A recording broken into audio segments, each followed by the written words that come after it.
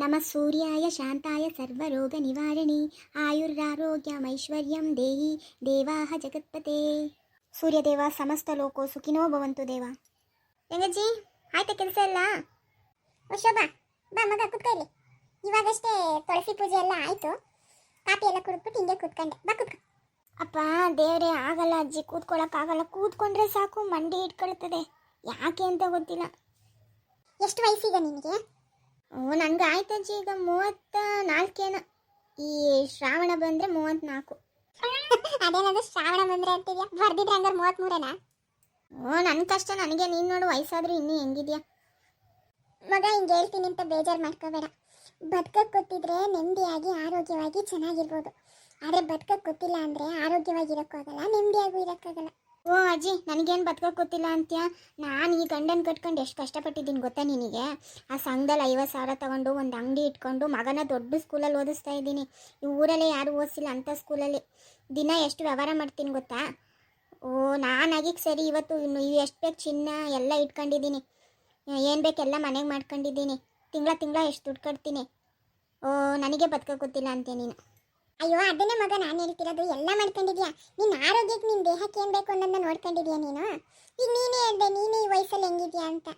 ಮೊದಲು ಆರೋಗ್ಯ ನೋಡ್ಕೋಬೇಕು ಮಗ. ದೇಹ ನೋಡ್ಕೊಳ್ಳೋದು ಕಲಿಬೇಕು ನಾವು.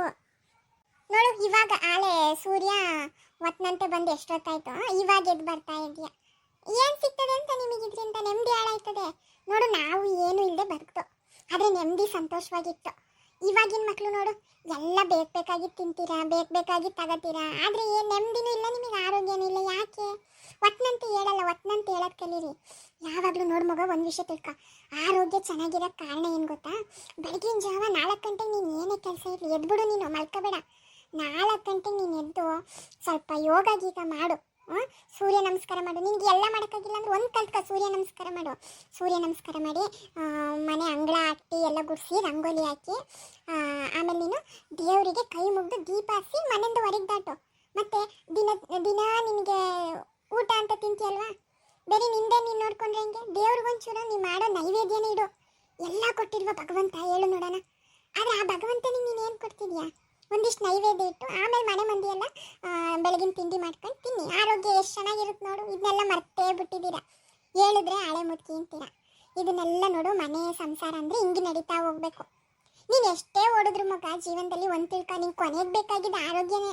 ನೀನು ಮಾಡಿದ್ದೆಲ್ಲ ನಿಮ್ಮ ಮಕ್ಕಳು ತಿನ್ಬೋದಷ್ಟೇ, ನೀನು ತಿನ್ನೋಕ್ಕಾಗಲ್ಲ. ನೀನು ಅವಾಗ 10 ರೂಪಾಯಿನೂ ಬೇಡ್ಕೋಬೇಕಾಯ್ತದೆ ಅವ್ರ ಹತ್ರ. ನಾನು ಹೇಳೋದನ್ನ ಯೋಚನೆ ಮಾಡು, ನಿಜನ ಸುಳ್ಳ ಅಂತ. ಈಗ ನೋಡಿ ನಾವು ದೇವರು ಹೆಂಗೋ ಭಗವಂತ ನಂಗೆ ಆರೋಗ್ಯ ಕೊಟ್ಟವನೆ, ಕೊಟ್ಟಿರೋದಕ್ಕೆ ಚೆನ್ನಾಗಿದ್ದೀನಿ ಇವಾಗ. ಅದೇ ಇಲ್ಲ ಅಂದಿದ್ರೆ ನನ್ನ ಮಕ್ಳಿಗೂ ನಾನು ಹೊರೆ ಆಗ್ತಿದ್ದೆ ಅಲ್ವಾ? ನೀನು ಹೇಳೋದು ನಿಜನೇ ಇರ್ಬೋದಜ್ಜಿ, ಆದರೆ ಯೋಚನೆ ಮಾಡು. ಹಂಗಂತೂ ಸುಮ್ಮನೆ ಕುತ್ಕೊಂಡಿರೋಕ್ಕಾಯ್ತದ? ಹೇಳಿ ನೋಡು, 4 ಕಾಸು ಮಾಡೋದು ಬೇಡವಾ? ಮೊನ್ನೆ ನಮ್ಮ ದೊಡ್ಡಮ್ಮನ ಮಗಳು ಮದುವೆಗೆ ಅಂತ ಬಂದಿದ್ಲು ಸ್ವಪ್ನಹಳ್ಳಿಗೆ. ಎಷ್ಟು ಒಡವೆ ಹಾಕಿದ್ಲು ಗೊತ್ತಾ? ಅವ್ಳು ಗಂಡ ಹೆಂಗೆ ದುಡಿತಾನೆ ಗೊತ್ತಾ? ಮನೆಗೆ ಹೆಂಗೆ ತಂದಾಕ್ತಾನಂತೆ ಗೊತ್ತಾ? ನಮ್ಮನೆವು ಮಾಡ್ತಾವ ಅವೆಲ್ಲ. ಬರೀ ತಿನ್ನೋಕೊಂಡು ಕಲ್ತವೆ. ಕೈ ತುಂಬ ಸಂಬಳ ತರಲ್ಲ, ಏನಿಲ್ಲ, ಎಲ್ಲ ನಾವೇ ಮಾಡಿಸಾಯ್ಬೇಕು. ನಾನು ಅದನ್ನೇ ಮಗ ಹೇಳ್ತಾ ಇರೋದು. ಈಗ ನೀನು ಅವಳು 4 kg ಚಿನ್ನ ಹಾಕೋಳೆ, ಇವಳು ಬಂಗಾರ ಹಾಕೋಳೆ, ಅವಳು ಆ ಮಗನ ಅಂಥ ಸ್ಕೂಲಲ್ಲಿ ಓದಿಸ್ತಾಳೆ. ಈ ಥರ ಯೋಚನೆ ಮಾಡಿನೇ ಎಲ್ಲ ಹಾಳಾಗ್ತಿರೋದು. ನೋಡಬೇಕಾದ್ರೆ ನೀನು ಯೋಚನೆ ಮಾಡಿ ಕೂತ್ಕೊ. ಸರಳತೆ ಬದುಕಿ ಏನು ಬೇಡ ಅಂತದ ಮಗ. ಎಷ್ಟೇ ನೀನು ಹೆಂಗೆ ಬದುಕು ಮಣ್ಣಿಗೆ ತಾನೇ ಹಾಕೋದು ನಿನ್ನನ್ನು. ಕೊನೆಗೆ ಒಂದಿಡಿ ಅನ್ನ ತಾನೇ ನೀನು ಬೇಡದು.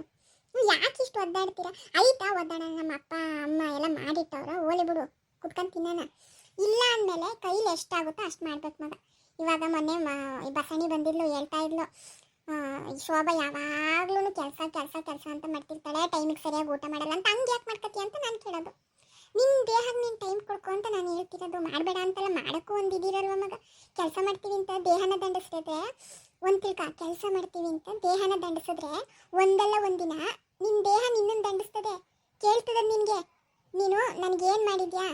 ನನಗೆ ಹಸುವು ಅಂದಾಗ ಊಟ ಆಗ್ತಿದ್ದ ಟೈಮ್ ಸರಿಯಾಗಿ, ನಂಗೆ ಮಂಡಿ ನೋವು ಬಂತು, ಆವಾಗ ನಿನ್ನನ್ನು ಆರೈಕೆ ಮಾಡಿದ. ಇದೆಲ್ಲ ಕೇಳಿನೇ ಕೆಲವೊಬ್ಬರನ್ನ ನರಳಿಸಿ ಸಾಯಿಸೋದು ಮಗ. ಭಗವಂತ ಸೃಷ್ಟಿನ ಸುಮ್ಮನೆ ಸೃಷ್ಟಿಸಿಲ್ಲ, ತಿಳ್ಕೊ. ಅರ್ಥ ಐತೆ, ಅರ್ಥಪೂರ್ಣವಾಗಿ ಬದುಕಬೇಕು. ದುಡಿತೀವಿ ದುಡ್ಡು ಮಾಡ್ತೀವಿ ಅಂತ ದುಡ್ಡು ಮಾಡೋದೇ ಅಲ್ಲ. ನಮ್ಮನ್ನು ನಾವು ನೋಡ್ಕೋಬೇಕು. ಅದೇ ಇವಾಗ ನನಗೂ ಬಂದಿರೋದು. ನಿನ್ನೆ ಹಾಸ್ಪಿಟ್ಲಿಗೆ ಹೋಗಿದ್ದೆ, ಬ್ಲಡ್ ಟೆಸ್ಟ್ ಮಾಡಿಸಿ ಅಂದರು. ಟೆಸ್ಟ್ ಮಾಡಿಸಿ ಇವತ್ತು ಹೋಗಿ ಕೇಳೋತ್ತಿಗೆ ಥೈರಾಯ್ಡ್ ಐತೆ ಅಂತವ್ರು. ಥೈರಾಯ್ಡ್ ಐತೆ, ಸಾಯೋವರೆಗೂ ಮಾತ್ರೆ ತಗೋಬೇಕಂತೆ ಕಣಂಜಿ. ನಿಲ್ಸಂಗೆ ಇಲ್ಲ ಅಂತೆ. ನಿಲ್ಸಿದ್ರೆ ಏನಾದರೂ ಒಂದು ಆಯ್ತದಂತೆ, ಮೈಯೆಲ್ಲ ಊದ್ಕೊಳ್ಳೋದು, ಈ ಥರ ಮುಖ ದಪ್ಪ ಆಗೋದು ಈ ಥರ. ಅದೇ ಮಗ ಹಿಂಗೆ ಮಾಡ್ಕೊತೀರಿ ಏನೇಳು ವಯಸ್ಸಿದ್ದಾಗ ಎಲ್ಲ ಮರ್ತ್ಕೊಂಡ್ಬಿಡೋದು. ಸ್ವಲ್ಪ ಮೈ ಬಗ್ಸಿದ್ರೆ ಏನಾಯ್ತದೆ, ನಿಮ್ಗೊಂಚೂರು ಯೋಗ ಧ್ಯಾನ ಅವೆಲ್ಲ ಮಾಡಿದ್ರೆ ಏನಾಯ್ತದ ಮಗ, ನಿಮ್ಮ ಒಳ್ಳೇದಕ್ಕೇನೆ ಅಲ್ವಾ. ಈ ಕಾಯಿಲೆ ಬಂತು ಸರಿಪಡಿಸೋಕಾಯ್ತದ, ಕಾಯಿಲೆ ಬರೋಕ್ಕಿಂತ ಮುಂಚೆ ಸರಿಪಡಿಸ್ಕೋಬೇಕು ಅಲ್ವಾ. ಕಾಯಿಲೆ ಬರ್ದಂಗೆ ನೋಡ್ಕೊಳ್ಳೋದೇ ಬುದ್ಧಿವಂತಿಕೆ ಮಗ. ಅದೇ ಗುರಿಯಾಗಿರ್ಬೇಕು.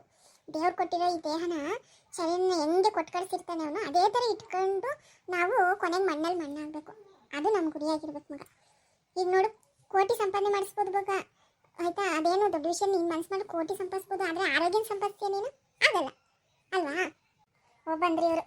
ಯಾಕಜ್ಜಿ ಮನೆ ಬಾಗ್ಲಾಕಿದೆಯಲ್ಲ ಇಷ್ಟೊತ್ತಿಗೆನೆ? ಬೀಗ್ರೂಟ ಮಗ ಇವತ್ತು. ಬೀಗ್ರೂಟ ಹೇಳವ್ರೆ. ಅದೇ ಇವರು ಯಾರಪ್ಪ ಅವ್ರ ಹೆಸರು, ರಂಗಣ್ಣ ತುರ್ಬೇಕೆರೆ. ಸೌಕರ್ ರಂಗಣ್ಣ ಇಲ್ವಾ? ಓ ಸೌಕರ್ಯ ರಂಗಣ್ಣ, ಸರಿ ಸರಿ. ನಮಗೂ ಹೇಳೋರು ಕಣಜ್ಜಿ, ಹೋಗ್ಬೇಕು. ನಮ್ಮ ನಿತಿ ಮದುವೆಗೆಲ್ಲ ಬಂದಿದ್ರು ಪಾಪ. ಹೂವ ಮತ್ತೆ ಏನು ಸೊಬ್ಬ ಮತ್ತೆ ಸಮಾಚಾರ? ಮೂತಿನ ಕೂಫ್ ಅಂತ ಇಟ್ಕೊಂಡಿದ್ದಿಲ್ಲ ನಗು. ಅಯ್ಯೋ ಏನು ನಗದ, ಏನು ಥೈರಾಯ್ಡ್ ಅಂತೆ, ಮಾತ್ರೆ ತಗೋಬೇಕಂತ. ಅದೇ ತಲೆ ಕೆಟ್ಟೋಗೋಯ್ತು ನನಗೆ. ಒಂದೊಂದು ಮಾಡ್ಕೊಳ್ಳಲ್ಲ ಮಗ. ಈಗಿನ ಕಾಲದ ಮಕ್ಕಳು ಥೈರಾಯ್ಡ್ ಅಂತೆ, ಬಿ ಪಿ ಅಂತೆ, ಶುಗರ್ ಅಂತೆ ಅಂತ. ಅದೇ ಹೊಟ್ಟೆ ಒಳಗಿರೋ ಮಗುಗೇನೆ ಏನಾದ್ರು ಶುಗರ್ ಅಂತೆ. ಅಯ್ಯೋ ದೇವ್ರೆ, ಎಲ್ಲ ನೀವೇ ಮಾಡ್ಕೊಳತ್ತಗ ಮಗ. ಏನು ಬೇಡ, ಖಾಲಿ ಹೊಟ್ಟಿಗೆ ಕೊಬ್ಬರಿ ತಿನ್ನು. ಒಂದು 15 ದಿನ 20 ದಿನ ತಿನ್ನೋಡು, ಆಮೇಲೆ ಟೆಸ್ಟ್ಗೆ ಹೋಗು, ನೋಡೋಣ ಗೊತ್ತಾಯ್ತದೆ. ಆಮೇಲೆ ಶಂಕು ಮುದ್ರಾ ಅಂತ ಒಂದು ಮುದ್ರ ಬರ್ತದೆ ಮಾಡೋದು, ಭಾಳ ಚೆನ್ನಾಗೈತೆ. ಆ ಮುದ್ರ ಮಾಡಿದ್ರೆ ಥೈರಾಯ್ಡ್ ನಿನಗೆ ಕಂಟ್ರೋಲಿಗೆ ಬರ್ತದೆ. ಅವೆಲ್ಲ ಮಾಡಿ ಮಾತೆತ್ತಿದ್ರೆ ಆಸ್ಪತ್ರೆಗೆ ಹೋಗ್ತಿರಲ್ಲ ಮಗ. ಮಾತೆತ್ತಿದ್ರೆ ಬಿ ಪಿ ಶುಗರ್ ಬಂದರು ಆಸ್ಪತ್ರೆಗೆ ಹೋಗೋದು, ತಕ್ಷಣ ಅವ್ರು ಹೇಳಿದ ಮಾತ್ರೆ ನುಂಗೋದು, ಅವೆಲ್ಲ ಮಾಡೋಕ್ಕೆ ಹೋಗ್ಬಾರ್ದು ಮಗ. ಮನೆ ಮದ್ದು ಏನೇನೈತೆ ಆವಾಗೆಲ್ಲ ನಾವು ಬದುಕಿಲ್ವಾ, ಹಾಸ್ಪಿಟ್ಲಿಂದ ಬದುಕ್ತಿದ್ವಾ, ಮನೆ ಮದ್ದೇ ಮಾಡ್ತಿದ್ದಿದ್ದು. ನಡಿ ಹೋಗೋಣ, ಯಾಕೆ ಅನ್ಕೋತಿದ್ಯಾ? ಬಸ್ಸು ಲಾಸ್ಟ್ ಬಸ್ಸು ಇದೊಂದೇ, ಜೋಗಿಪುರದ ಬಸ್ಸು. ನಾನು ರೆಡಿ ತಗ ಆಗಲೇ ರೆಡಿಯಾಗಿ ಕೂತಿದ್ದೀನಿ, ನಿನ್ನನ್ನು ಕಾಯ್ತಾ ಇದ್ದೆ. ಒಂಚೂರು ಕೈ ಹಿಡ್ಕೊಂಡಂತೂ ಮ್ಯಾಲೆ ಎದ್ದೇಳ್ತೀನಿ. ಓ ಒಳ್ಳೆ ಹುಡುಗಿ ಮಗ ನೀನು, ಫಸ್ಟ್ ಹುಷಾರು ಮಾಡ್ಕೊಳ್ಳೋದು ನೋಡು. ಯಪ್ಪ, ಒಂದೇ ಸರಿ ಸೊಂಟ ಇಟ್ಕೊಂಡ್ಬಿಡ್ತದೆ ಅಜ್ಜಿ. ಅದಕ್ಕೊಂದೆರಡು ಸರಿ ಹರಳೆಣ್ಣೆ ಹಚ್ಕೊಂಡು ಸ್ನಾನ ಮಾಡು. ಸೊಂಟಕ್ಕೆ ಬಿಸಿ ಬಿಸಿ ತಿಕ್ಕ ಹರಳೆಣ್ಣೆ ತಿಕ್ಕೊಂಡು ಮಾಡು, ಬೆಳಗೊತ್ತು ಮಾಡು. ಸರಿ ಮಗ, ಬರ್ತೀವಿ, ಹುಷಾರಾಗಿ ಹೋಗು. ಸ್ವಲ್ಪ ಹಿಂದೆ ಸೊಪ್ಪೈತೆ ಕುಯ್ಕೊಂಡು ಹೋಗೋ, ಸೊಪ್ಪಲ್ಲೇ ಮಾಡ್ಕ, ಸೊಪ್ಪು ಸಾರು ಏನಾರು ಮಾಡ್ಕೊಂತೀನಿ. ಸರಿ ಕಣಜ್ಜಿ. ಎಷ್ಟು ಚೆನ್ನಾಗಿ ಮಾಡೋರು ನೋಡಿ. ಪಾಯಸ, ಅನ್ನ, ಸಾಂಬಾರು, ಕೋಸಂಬರಿ, ಆಮೇಲೆ ಇದೇನಿದು ಲಡ್ಡು ಇಟ್ಟವ್ರೆ, ಚಕ್ಕುಳಿ, ಉಪ್ಪಿನಕಾಯಿ, ಹಪ್ಪಳ, ಸಂಡಿಗೆ ಎಲ್ಲ ಇಟ್ಟವ್ರೆ ನೋಡ್ರಿ. ಎಲ್ಲ ಒಳ್ಳೆ ರುಚಿಯಾಗಿ ಮಾಡೋರು ಬಿಡು.